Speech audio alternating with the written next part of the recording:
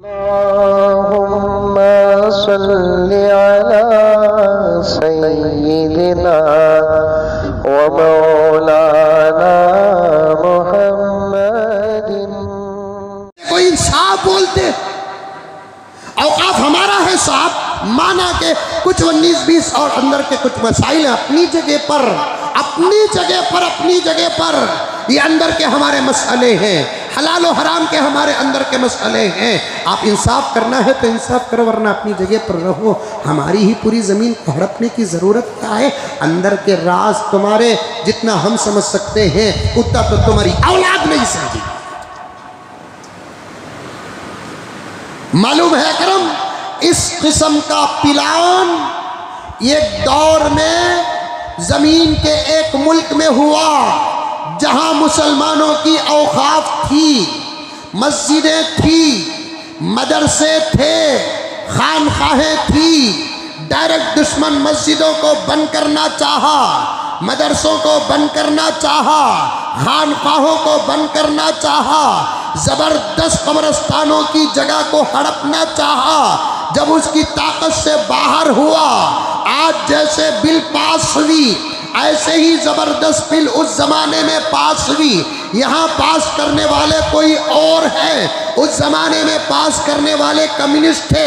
यहाँ की मेंटालिटी भी वही, वहाँ की मेंटालिटी भी वही, यहाँ का मकसद भी वही, तवज्जो चाहता हूँ, वहाँ का मकसद भी वही, यहाँ का जुल्म भी वही, वहाँ का जुल्म भी वही, यहाँ का प्लान भी वही, वहाँ का प्लान भी वही। मैं ये बात साफ साफ कहना चाहता हूँ, इस वक्त की हुकूमत को औकाफ पर नज़र का मकसद दूसरा है, मस्जिदों पर नज़र पहला मकसद है, मदरसों पर नज़र दूसरा मकसद है, खानकाहों पर नज़र तीसरा मकसद है, कब्रिस्तानों पर नज़र चौथा मकसद है। उसके बाद औकाफ की ज़बरदस्त हमारी हज़ारों नहीं लाखों एकड़ ज़मीन पर नज़र है।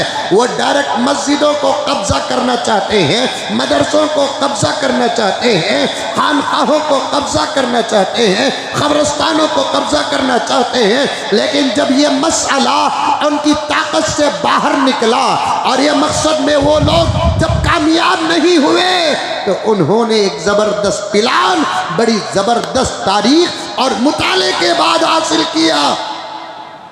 मुताला क्या था? कम्युनिस्ट दौर था, मगरिबी ममालिक में से एक मुल्क तुर्किस्तान था, वहाँ पर इन्होंने बिल्कुल ऐसी ही बिल पास की। तवज्जो चाहता हूँ, मुसलमानों गफलत से बाहर आओ। मैं जमीयत से कहना चाहता हूँ, सिर्फ कौम को बाहर करके अंदर बांटने का वक्त नहीं है, सबके साथ बाहर निकल कर आने का वक्त है, दिलों को साफ करने का वक्त है। पर्सनल्लाह बोर्ड को कहना चाहता हूँ, मैं तुम्हारा खादिम हूँ, तुम्हारी पगड़ियाँ वो टोपियाँ नहीं, जूते उठाने वाला खादिम हूँ। लेकिन मुझे साफ कहने दो, अब बयानबाजियाँ छोड़ो, क्या करना है करो, वरना कौम का जो नुकसान होगा इसके जिम्मेदार हुकूमत ही नहीं होंगी, तुम्हारी तहरीकें और तंजीमें भी होंगी। आपसी इख्तिलाफात को छोड़ो, अपने अपने मसलक पर रहो। ये उंगली भी मेरी है, ये उंगली भी मेरी है, ये उंगली भी मेरी है, ये उंगली भी मेरी है, ये अंगूठा भी मेरा है। गर्चे के अलग अलग अलग हैं। कभी ऐसा वक्त आता है एक उंगली से नहीं उठाया जाता तो सबको मुत्तफिक होना पड़ता है। जब मुत्तफिक हो जाते हैं, जो एक कांटा नहीं उठा सकते, बहुत वज़न उठाने की ताकत इनके इत्तेफाक में खुदा ने रखा है। देवबंदी, बरेलवी, मुक़ल्लिद और गैर मुक़ल्लिद एक हो जाए, जमीयत, मिल्ली काउंसिल, मुस्लिम पर्सनल्लाह सब एक हो जाए, पूरे अमन व अमान के साथ एक ज़बरदस्त हमको कार्रवाई करके हम लोगों को एक नतीजे पर पहुंचना पड़ेगा। क्योंकि अंदर का राज सिर्फ हमारे समझने से कुछ नहीं होगा, इस कौम के समझने की भी ज़रूरत है, इस कौम के समझने की ज़रूरत है। एक मुल्क में बराबर ये ऐसा दौर गुजरा है, ऐसी साजिश गुजरी है ऐसा प्लान गुजरा है जमीन मस्जिदों को, मदरसों को, खानकाहों को, कब्रिस्तानों को, मुसलमानों की जागीर को कब्जा करने की जब कोशिश की, जब दाल न गली, इन्होंने औकाफ पर हमला किया। सुनो, तवज्जो के साथ सुनो, औकाफ पर हमला किया। हमको मालूम है मुल्क की अक्सर मस्जिदें औकाफ के अंदर हैं, बेशुमार मस्जिदें औकाफ के अंदर, खानकाहें औकाफ के अंदर हैं, कब्रिस्तानें औकाफ के अंदर हैं। इसलिए अलग अलग उठाने के बजाय जमीन ही उठा लो, सब आ जाएगा। ये दौर में ऐसा चला, औकाफ को हुकूमत अपने अंडर की, मस्जिदें अंदर चले गई, मदरसे अंदर चले गए, फिर रफ्ता रफ्ता रफ्ता रफ्ता, ये ना समझो कि कल बिल पास हुई, परसों बिल पास हुई, कल से इस किस्म का प्लान शुरू हो जाएगा, नहीं, कुछ वक्त लगेगा। अपने बिल को सही साबित करने के लिए ये झूठे मूठे ऑफर देने लगेंगे। हमारे अब्बा ज़करिया साहब रहमतुल्लाह अलैह अक्सर मिसाल देते हैं, मुअज्जिन साहब मुर्गी को पानी पिलाते हैं तो सिर्फ पानी पर नज़र करके आप फैसले गलत मत लो, बाद में छुरी भी तो चलने वाली है, बाद में छुरी भी तो चलने वाली है।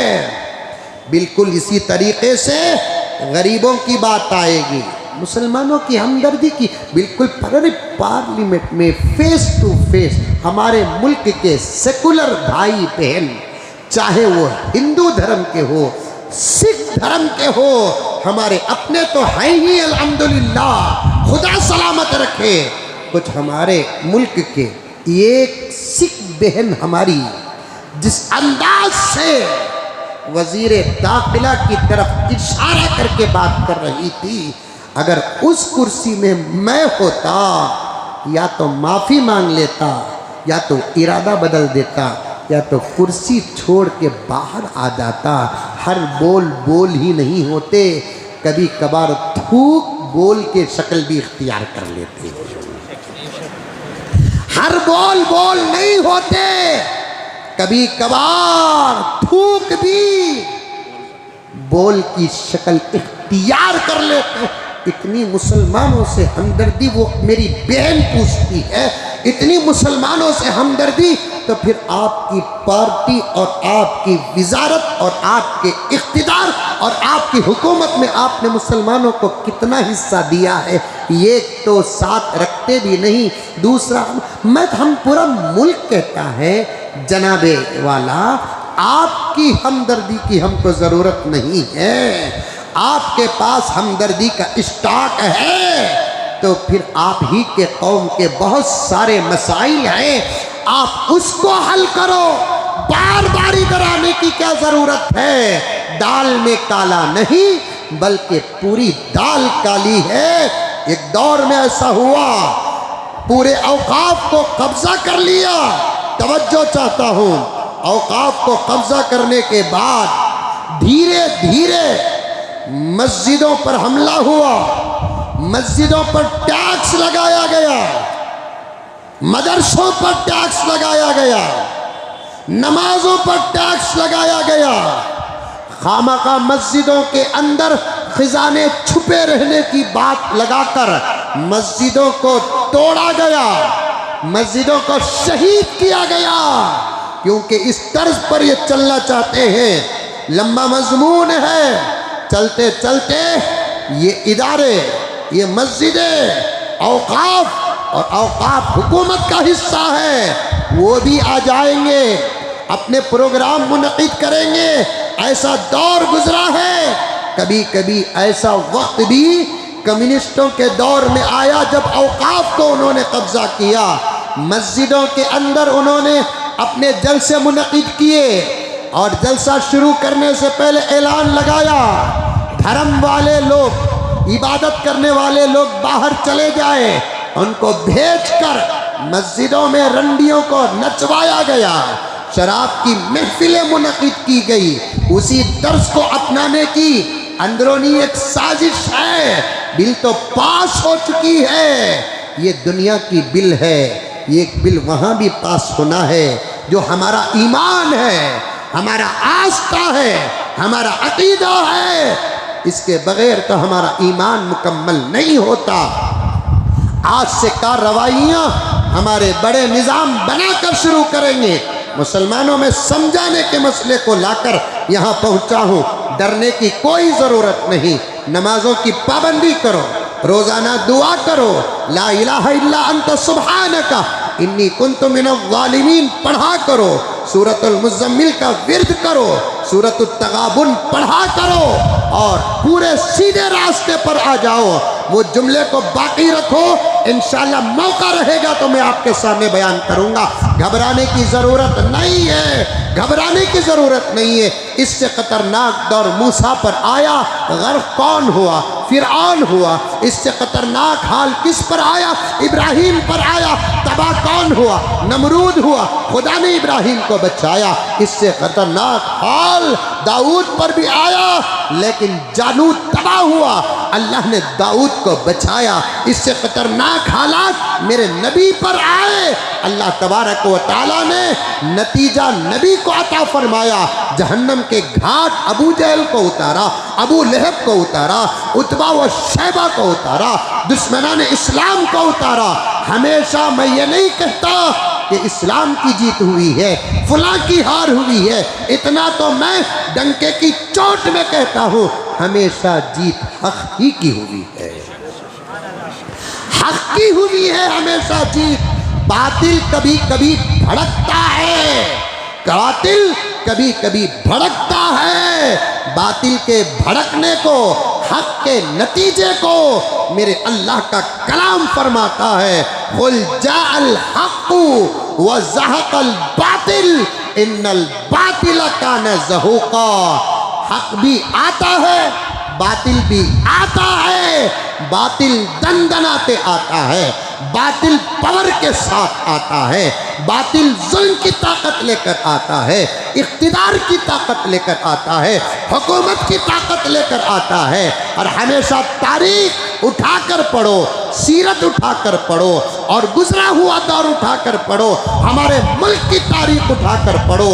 हक हमेशा बज़ाहिर कमज़ोर नज़र आया, बेयारो मददगार नज़र आया, निहत्ता नज़र आया, तादाद में कम नज़र आया, तादाद में कम नज़र आया।